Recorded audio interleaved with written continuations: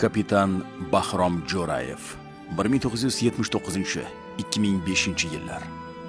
Bahrom Jo'rayev 1979 yil 21 noyabrda Toshkent shahrida tug'ilgan. Poytaxtdagi 209 maktabni bitirib, 1996-2000 yillarda Toshkent Oliy umumqo'shin qo'mondonlik bilim yurtida tahsil olgan. Bahrom Jo'rayev 2000 yildan O'zbekiston Respublikasi Mudofaa vazirligi harbiy qo'shinlarida ofitser sifatida xizmat qila boshlagan. Sharqiy harbiy okrug shtabi bo'limi boshlig'i vazifasida faoliyat yuritgan.